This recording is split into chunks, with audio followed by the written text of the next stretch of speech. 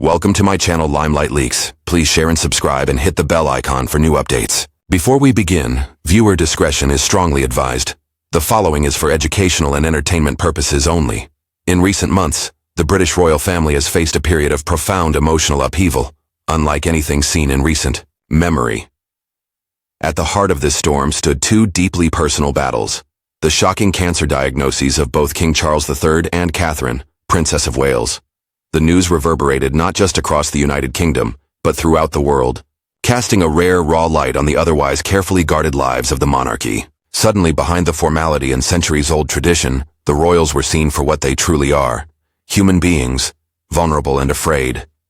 Prince William, heir to the throne and a symbol of continuity for the monarchy, responded not with public proclamations, but with private strength, silently stepping back from his royal duties to care for his wife and their children during what was likely the most terrifying period of their lives.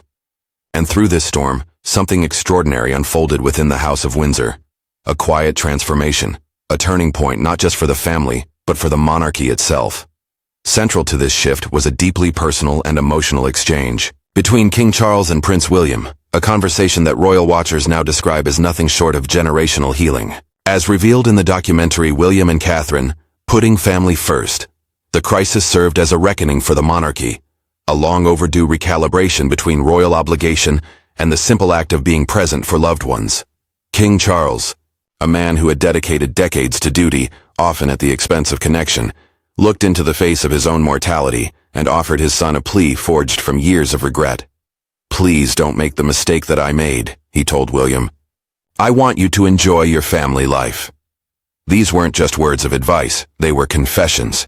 They were the honest admissions of a man who had lived through the collapse of a royal marriage, the emotional distance of duty, and the slow unraveling of relationships under the weight of tradition.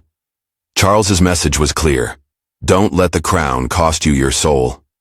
It was a moment that seemed to unlock something in William, who had seen the consequences of royal life from a child's eye, witnessing his mother, Princess Diana, endure loneliness and heartbreak under a spotlight too bright and too cruel.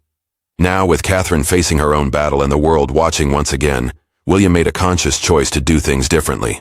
When Catherine bravely shared her diagnosis in a video that went viral, explaining how doctors discovered cancer during abdominal surgery and that she was now undergoing preventative chemotherapy, the response from the public was one of overwhelming empathy. But behind closed doors, it was William's actions, his retreat from the spotlight, his devotion to his family, that marked a new chapter for the monarchy.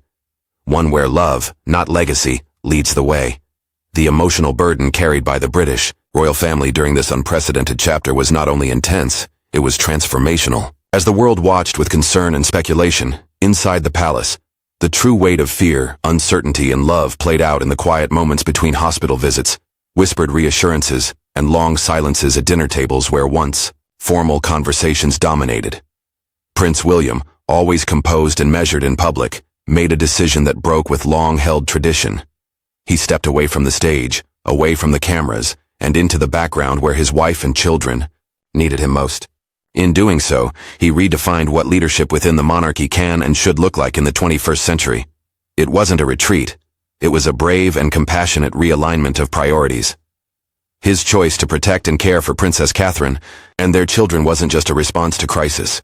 It was a powerful declaration that personal love and public duty should not be enemies, and perhaps most surprisingly, it was a decision encouraged and endorsed by King Charles III himself, a monarch shaped by a lifetime of placing duty above emotion, and a man now softened by illness and reflection.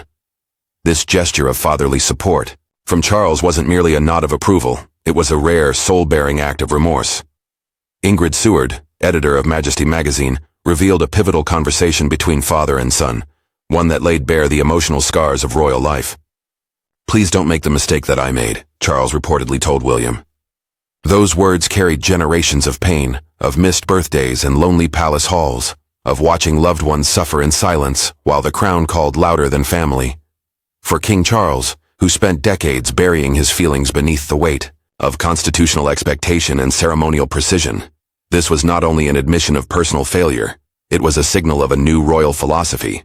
A monarchy, for so long obsessed with perfection, is finally embracing its own imperfections. The weight of Charles's confession goes beyond father and son. It touches the very fabric of the monarchy's identity. For centuries, monarchs have been required to be symbols first and humans second.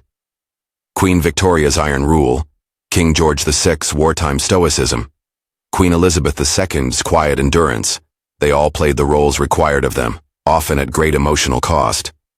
But Charles, facing his own mortality amid a brutal cancer battle, seems determined not to pass down that same emotional isolation to his son. And William, raised in the shadows of his parents' strained marriage and the tragic loss of his mother, appears ready to receive that wisdom.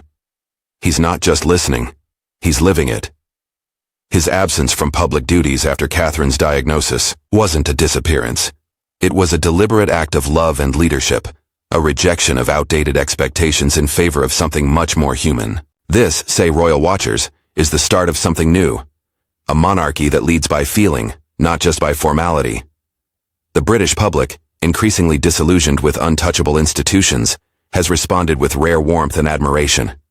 They see in William a man who understands what it means to live a full life, a man who kisses his children goodbye in the morning, who waits by his wife's side through treatment, and who doesn't hide behind palatial walls when his world is falling apart. That kind of visibility, the raw humankind, matters more now than ever. At the same time, King Charles continues his fight with cancer, showing quiet bravery in reducing his royal schedule, leaning on Prince Edward, Princess Anne, and other senior royals to carry ceremonial weight. Yet his focus remains on what matters most, ensuring his son doesn't repeat the cycle of emotional detachment that plagued his own reign. Charles may not have had the luxury of emotional honesty in his early years, but he is determined that William will. And in that decision lies a monumental shift in royal legacy. Charles is not just passing on a crown, he's passing on a new way to wear it. One rooted in balance, vulnerability, and authenticity. That's a future the public can believe in. And it's why this moment is being seen by historians and commentators alike as a true turning point. The bond between Charles and William, once strained by duty, distance, and unspoken pain, is healing through shared adversity. They are building a monarchy that isn't afraid to feel, to falter, and to adapt. A monarchy that no longer pretends to be above the people, but walks beside them. In a world aching for transparency and compassion, the royal family's most powerful asset may no longer be its pageantry, it may be its humanity. As Charles learns to let go of centuries-old emotional armor, and William learns to lead with an open heart, they offer something Britain hasn't seen in generations. A royal family that looks finally like a real family. One where a king says, "I was wrong," and a future king chooses to stay home when it matters most. One where love is not sacrificed on the altar of duty, but honored as a crown in itself.